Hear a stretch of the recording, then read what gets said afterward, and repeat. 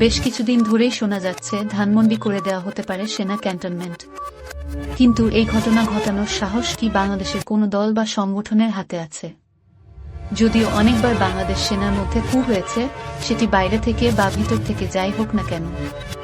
অনেকে মনে করেছেন বাংলাদেশে আত্মপ্রকাশ করা নতুন রাজনৈতিক দল জাতীয় নাগরিক কমিটির সদস্যদের টার্গেট হতে পারে সেনা দপ্তর, এমনটাই মনে করা হচ্ছে। পুরো বিষয়টিতে উস্কানি দিচ্ছে পিনাকি ভট্টাচার্য, ইলিয়াস হোসেন। ৩-২ নম্বর ধানমন্ডির মতো পরিস্থিতি তৈরি করার লক্ষ্য নিয়ে এগোচ্ছে এই নতুন রাজনৈতিক দলের সদস্যরা। সেনা দপ্তরের ওপর হামলাই এখন হয়তো তাদের প্রধান লক্ষ্য হতে পারে। জাতীয় নাগরিক কমিটির উন্মত্ত সদস্যরা এখন ৩-২ নম্বর ধানমন্ডির মতো ধূলিসাৎ করে দিতেই ধাবিত হতে পারে ঢাকার সেনা দপ্তরের দিকে।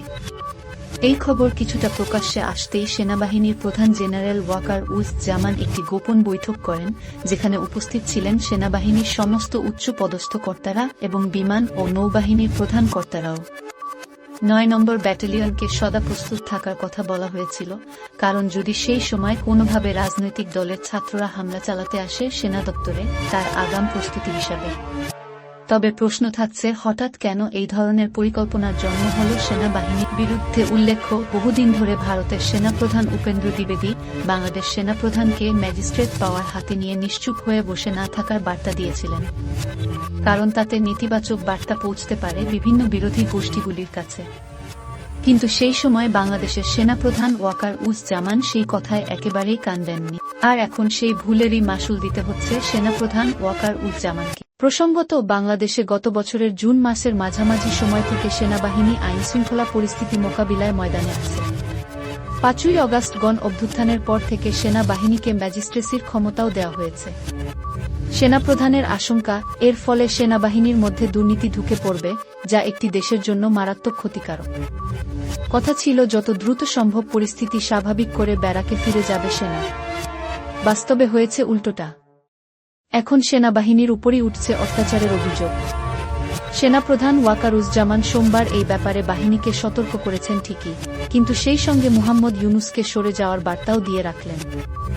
সোমবার নরমে গরমে তিনি ইউনুস বাহিনীকে সতর্ক করলেও মঙ্গলবার কোনো রাখথাক রাখেননি ওয়াকারুজ্জামান। মঙ্গলবার দেশবাসীর পাশাপাশি নাম না করে দেশের নেতাদেরও হুঁশিয়ারি দিয়েছেন তিনি। একটি অনুষ্ঠানে বক্তব্য রাখতে গিয়ে তিনি বলেন, আপনারা যদি নিজেদের মধ্যে মারামারি কাটাকাটি বন্ধ না করেন তাহলে দেশের স্বাধীনতা, সার্বভৌমত্ব বিপন্ন হবে। আমি আপনাদের সতর্ক করে দিচ্ছি। পরে বলবেন যে আমি আপনাদের সতর্ক করিনি। আপনারা যদি নিজেদের মধ্যে ভেদাভেদ ভুলে একসঙ্গে কাজ করতে না পারেন তাহলে দেশ বিপন্ন হবে। আপনারা যদি নিজেদের মধ্যে ভেদাভেদ ভুলে একসাথে কাজ না করতে পারেন, নিজেরা যদি কাদা ছড়াছড়ি করেন, মারামারি কাটাকাটি করেন, এই দেশ এবং জাতির স্বাধীনতা, সার্বভৌমত্ব বিপন্ন হবে। এমনিতেই আইন শৃঙ্খলা বাহিনীর মনোবল অনেকটাই ক্ষুণ্ণ। দেখা যাচ্ছে সরকার ঘনিষ্ঠ একটা অংশ এখন প্রকাশ্য আইন শৃঙ্খলা হাতে তুলে নিয়ে সংঘর্ষ চালাচ্ছে। এছাড়া রাজধানী ঢাকা সহ গোটা বাংলাদেশে খুন, ডাকাতি, ধর্ষণ এখন সাধারণ ঘটনা।